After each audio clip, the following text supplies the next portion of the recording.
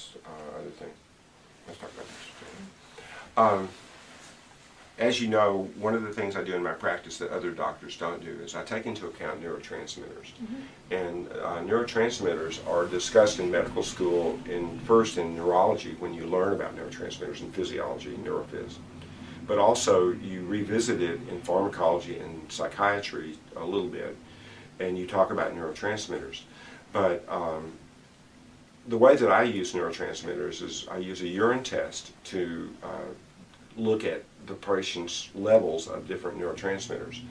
And if you understand how neurotransmitters affect behavior and patients' feelings, the distortions that I see in urine much more correctly reflect the patient's physiology and even their psycho-emotional state than traditional techniques of interview. Now, one of my patients was a young woman who was having panic disorder. And panic disorder can happen because the adrenals, as they wear out, change the ratio of adrenaline and noradrenaline. Now, noradrenaline is flight. It's the short-acting form that alerts you, makes you more sensitive to pain and stimulation, and is, get me out of here, is the feeling that norepinephrine gives you. Epinephrine is fight. That's the I don't feel any pain, and it means that you have the fortitude and strength to take something on. But as the adrenals wear out from immune dysfunction, the ratio of norepinephrine to epinephrine shifts to mostly norepinephrine. And it makes sense. And, if you can't overcome something, you better get out away from it or avoid it. So it's a normal response of the adrenals over time to shift from normal ratios of epinephrine, norepinephrine, one in which norepinephrine is dominant. Now, we don't talk about how other drugs and the alerting functions of these neurotransmitters like norepinephrine work. But see, when the body alerts to a stimulus, that's in the brainstem. And what you alert to is what is brightest and loudest and fastest. And that's because that's what evokes the most norepinephrine. So your attention is norepinephrine driven, okay? Now, what happens though once you alert to a stimulus is it goes to the visual cortex and you see what's coming. But then the pattern is thrown to the frontal cortex at the other end of the brain for thinking and planning. Okay, what am I going to do with this? And so it's in the frontal lobes that the neurotransmitter GABA is the dominant neurotransmitter. Now, GABA is the pathway of benzodiazepines. And drugs like Valium and traditional benzodiazepines, as well as sleeping pills, often operate in the GABA system. But so do drugs like gabapentin, which are used for various types of neuropathies and other symptoms of dysfunction in the nervous system. So if you understand what GABA does physiologically to alerting stimuli, the way that it can be used to modify people's alerting, like whether you're tranquil when you are alerted or not, which is what tranquilizers do, or whether you process it, is what the GABA system determines. Now, the frontal lobes mature between the ages of 15 and 25. And behaviorally as a parent, this is the difference between a kid who thinks, can I jump the fence? And by 25, hopefully it dawns on them, I might want to think about what I'm going to land on the other side before I'm in the air. So consequences or more detailed understanding of plans or possible ways to react to a stimulus are what changes between the ages of 15 and 25. We call it maturation, but it really is that the complexity of information and our choices of reaction to stimuli becomes a broader repertoire as the frontal lobes develop. Now, we have a lot of kids these days that are using digital media, and for those of you who have not heard the phrase, I would urge you to look up digital dementia.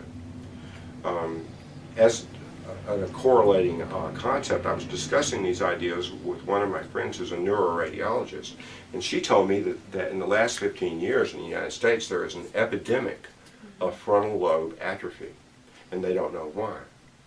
Well, if you're a biophysicist and you understand electromagnetic fields and what would happen to the frontal lobes if they're immersed in electromagnetic fields, what we're observing makes perfect sense, because in my neurotransmitter testing on patients, the most common distortion is not low serotonin. Now, it's there, but it's not the most common distortion of neurotransmitters. The most common distortion is GABA depletion. Now, I see patients who have plenty of taurine, which is the substrate for GABA, but they still have low GABA. And these are typically the patients who are using video screens.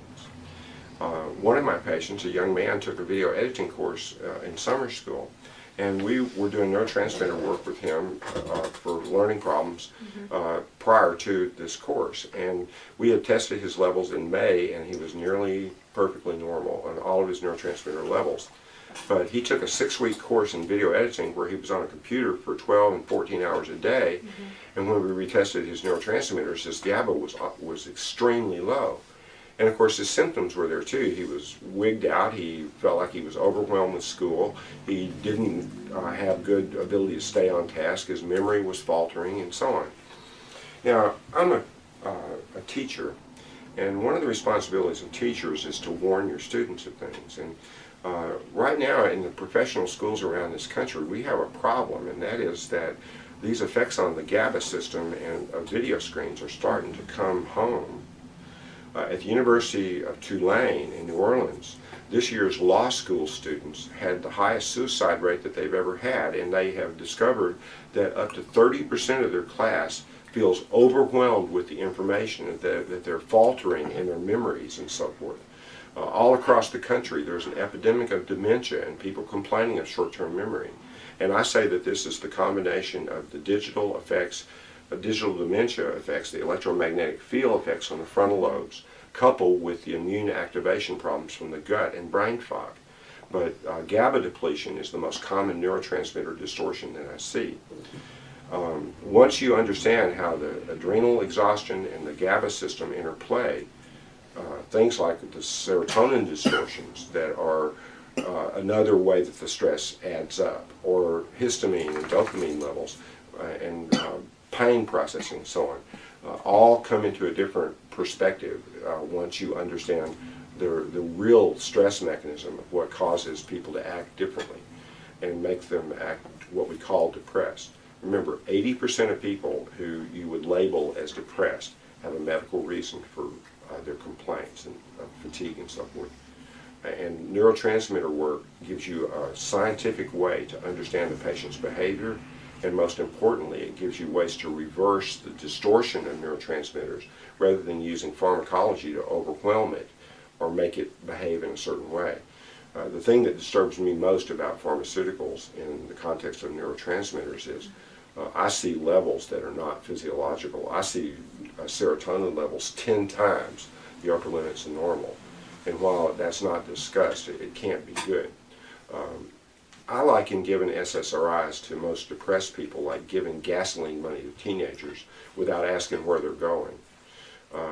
With the loss of counseling as a function in psychiatry, and you know nowadays psychiatrists are told they don't need to talk to the patient about their problems, they just need to see what their symptoms are and adjust their medications to help with their symptoms. I would really argue that that's not very smart. Because I think that if you just raise serotonin levels and the way that serotonin interacts with long-term memory, it would explain, without GABA to throttle impulse, why you see things like homicidal and suicidal ideation in these patients. You motivate them to have these strong emotional feelings, but you leave them defenseless in their GABA system to throttle the impulses that are automatically going to come from all that serotonin and its effects on the limbic system and a stressed out adrenal axis with too much short-acting adrenaline and not enough of the other. Now, if it's a young, healthy person, they got plenty of adrenaline. What you get is violent behavior and outbursts of anger when you see these distortions. But presently, all of this is lumped under psychiatry and things like depression and bipolar disorder. And until the physiology of the gut and the nervous system is understood by both psychiatrists and clinicians in the field treating them for the medical conditions, we're going to have real problems in this country with psychiatry, because it's not based on the physiology of the patients. It's based on the pharmaceutical sales mechanisms that promote the use of these types of medications.